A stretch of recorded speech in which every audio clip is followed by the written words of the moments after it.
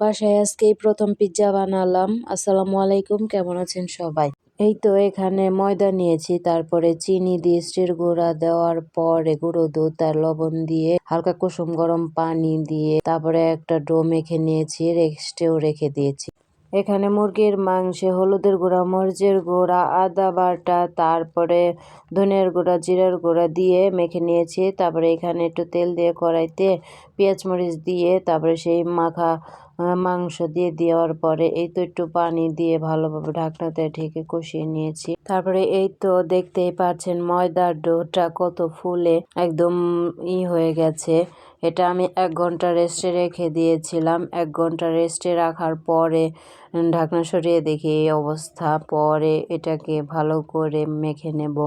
এরপরে এই পিৎজা কিন্তু আমি এখন এই ফার্স্ট টাইম বাড়িতে বানালাম, আমি আর কখনো ট্রাই করিনি। এই তো এখানে আমার মাংস ভালো করে কষানো হয়ে গেছে, এখন আমি উঠিয়ে নিলাম। তারপরে এই তো ওই ডোটা আমি বেলুন ফিরাতে নিয়ে কিছুক্ষণই করে নিয়েছি। তারপরে প্লেটে তেল দেওয়ার পরে এটা উঠিয়ে প্লেটে দিয়ে কাঁটা চামচ দিয়ে একটু ছিদ্র করে নিয়েছি। তারপরে চুলায় একটি রুটি বানানোর তাওয়া বসিয়ে দেওয়ার পরে সেই প্লেটটা দিয়ে দিয়েছিলাম।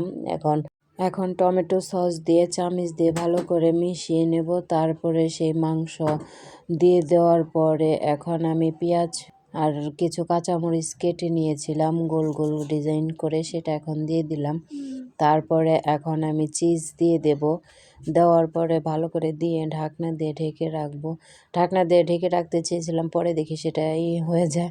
তারপরে একটা প্লেট দিয়েও ঢেকে রেখেছিলাম, সেটাও দেখি যে হয় না, চারপাশে লেগে যায়। তারপরে বড় একটা ঢাকনা দিয়ে ঢেকে রেখেছিলাম। তারপরে এই তো নামিয়ে নিলাম। আমার পিৎজাটা কেমন হয়েছে আপনারা অবশ্যই বলবেন। আল্লাহ হাফেজ।